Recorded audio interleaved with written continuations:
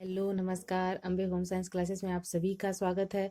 तो पिछले वीडियो में मैं आप लोग को बाल मृत्यु दर की समस्या के कारण बताई थी और आज मैं आप लोग को बताऊंगी भारत में बाल मृत्यु दर को कम करने के उपाय, यानी किस उपाय से हम बाल मृत्यु दर को कम कर सकते हैं। यह प्रश्न जो है बहुत ही इम्पोर्टेंट है, मोस्ट मोस्ट इम्पोर्टेंट है। तो आप सभी लोग इस प्रश्न को एकदम अच्छे से तैयार कर लीजिए और संभावना है कि इस बार यूपी बोर्ड कक्षा 12 की परीक्षा में यह प्रश्न आ सकते हैं। तो आइए देखते हैं हम लोग क्या है हमारा टॉपिक। भारत में बाल मृत्यु दर को कम करने के उपाय। तो भारत में बाल मृत्यु दर को कम करने के उपाय में सबसे ज्यादा सहभागिता जो होती है वो माता या स्त्री का होता है, क्योंकि जो बाल मृत्यु दर है वो माँ के कारण ही बढ़ता है और माँ के कारण ही मृत्यु दर को हम कम कर सकते हैं। तो इसमें सबसे पहला पॉइंट है स्त्री शिक्षा का प्रसार। स्त्री शिक्षा के प्रसार से क्या मतलब है? बाल मृत्यु दर को रोकने के लिए स्त्री शिक्षा का प्रसार आवश्यक है, क्योंकि जब स्त्रियां शिक्षित होती हैं तो उन्हें सूझबूझ होती है, उनको ज्ञात होता है बच्चे के पालन पोषण के लिए किस प्रकार वो आहार ग्रहण करे और किस उम्र में वो माँ बन सकती हैं। तो ये सब ज्ञान उन्हें शिक्षा के द्वारा ही प्राप्त होता है। कितनी मात्रा में कौन सा आहार हमें लेना चाहिए और अपने स्वास्थ्य का हमें किस प्रकार से ध्यान रखना चाहिए, क्या उचित है क्या अनुचित है, इसके बारे में वो शिक्षा के माध्यम से ही जानकारी प्राप्त करती हैं। अगर गृहिणी शिक्षित होती है, माँ शिक्षित होती है, तो वो अपना ध्यान अच्छे से रखती है। दूसरा है यौन शिक्षा। हमारे देश में यौन शिक्षा का अभाव है। माता पिता अपने बच्चों को इस संबंध में बातचीत बिल्कुल नहीं करना चाहते, उन्हें शर्म आती है। इसका परिणाम यह होता है कि बच्चे इस संबंध से बिल्कुल अनभिज्ञ रहते हैं या अज्ञानी रह जाते हैं। पर्याप्त यौन ज्ञान प्राप्त न होने के कारण पति पत्नी नियमानुसार जीवन व्यतीत करते हैं तथा बच्चों के जन्म एवं उनके पालन पोषण के प्रति जागरूक नहीं रह पाते। और इस कारण जो है, जो माता पिता होते हैं वो अपने बच्चों का ध्यान नहीं रख पाते और बाल मृत्यु दर जो है वो ज्यादा हो जाता है। तो अगर बच्चे, जो भी माता पिता है, अपने बच्चों को यौन शिक्षा के बारे में जानकारी देते हैं तो वो क्या करते हैं, उचित तरीके से पालन पोषण करते हैं, जागरूक होते हैं और बाल मृत्यु दर को कम कर सकते हैं। तीसरा है जनता के जीवन स्तर को ऊंचा करना।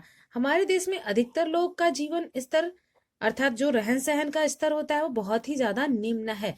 बहुत से लोगों के रहने के लिए वायु, प्रकाश, मकान, खाने पीने के लिए उपयुक्त सामग्री, ये सब चीजें पर्याप्त मात्रा में, वस्त्र उपलब्ध नहीं है। इसका स्वास्थ्य पर बेहद प्रतिकूल प्रभाव पड़ता है। यदि वे इन सारी सुविधाओं से परिपूर्ण होते हैं तो उनका भी स्वास्थ्य सही रहता है और नवजात शिशु का भी, यानी माँ का भी स्वास्थ्य सही रहता है, तो हम बाल मृत्यु दर को कम कर सकते हैं। चौथा है प्रसव तथा स्वास्थ्य केंद्र का पूर्ण सहयोग। इन केंद्रों पर समय समय पर इस विषय में संबंधित भाषण, चलचित्र, प्रदर्शनी का आयोजन, ये सब चीजें अगर होती रहती हैं तो गृहिणियां जो होती हैं, जो माताएं होती हैं, वो इन सब चीजों को देखती हैं और सीखती हैं। नर्सों की सहानुभूति से या उनकी जो भी वो बातें बताती हैं, वो सब बातें अगर वो सीखती हैं, ग्रहण करती हैं, तो उनके प्रसव से संबंधित जितनी भी समस्याएं हैं वो सब भी उस समय दूर हो जाती हैं और वो अपना उचित ध्यान रख सकती हैं और प्रसव में जो भी त्रुटियां होती हैं उनके कारण को जानने की कोशिश करते हैं और बाल मृत्यु दर को रोकने का पूर्ण रूप से प्रयास किया जाता है। पांचवा है बाल चिकित्सालय। प्रत्येक नगर में कम से कम एक ऐसा अस्पताल अवश्य होना चाहिए जिसमें बाल रोग विशेषज्ञ की नियुक्ति हो, ताकि कुछ भी बालक को हो तो बालक का उचित समय पे उपचार हो सके। यदि चिकित्सालय बच्चों को हर प्रकार की स्वास्थ्य संबंधी सहायता देने में समर्थ होगा तो अलग से बाल, अगर वो समर्थ है तो ठीक है, अगर वो समर्थ नहीं है तो वो अलग से किसी उचित चिकित्सक को अपने स्थान पर बुला सकते हैं या जिला अस्पताल से संपर्क करके उस बालक का उचित रूप से उपचार करवा सकते हैं। इससे हम बाल मृत्यु दर को कम कर सकते हैं। छठा है परिवार नियोजन। आधुनिक समाज सुधारकों के मतानुसार बाल मृत्यु के निवारण का एक अच्छा और प्रभावशाली उपाय है परिवार नियोजन। सुख समृद्धि व शिशु के स्वास्थ्य को ठीक रखने के लिए यह आवश्यक है। बच्चों के जन्म के बाद दूसरे बच्चे में अंतर जरूरी है, और अगर 2 बच्चे हो चुके हैं तो उन्हें परिवार नियोजन के बारे में जरूर सोचना चाहिए। और भारत सरकार के द्वारा हर संभव प्रयास किया जा रहा है। गांव हो चाहे शहर हो, हर एक स्वास्थ्य केंद्र पर सुविधाएं उपलब्ध है। परिवार नियोजन से हम बाल मृत्यु दर को कम कर सकते हैं। 7वां है माता व शिशु का भोजन। माता व शिशु का भोजन जो है वो बिल्कुल अच्छा यानी संतुलित भोजन होना चाहिए, जिसका प्रभाव माता व बच्चे दोनों पर पड़ता है। विकसित देशों में अंतिम 3 मासों में सरकार अपनी ओर से उनके लिए उपयुक्त भोजन की व्यवस्था करती है। यही कारण है कि वहां बाल मृत्यु दर भारत की अपेक्षा बहुत ही कम है। इस ओर हमारी सरकार को भी विशेष ध्यान देना चाहिए। इससे भी हम बाल मृत्यु दर को कम कर सकते हैं, क्योंकि माता अगर उचित पोषण नहीं ग्रहण करती है तो बच्चा भी कुपोषित हो जाता है। कुपोषण के कारण बच्चे की मृत्यु भी हो जाती है। 7वां और आखिरी है शिशु कल्याणकारी योजनाएं। शिशु जो है देश की अमूल्य निधि है।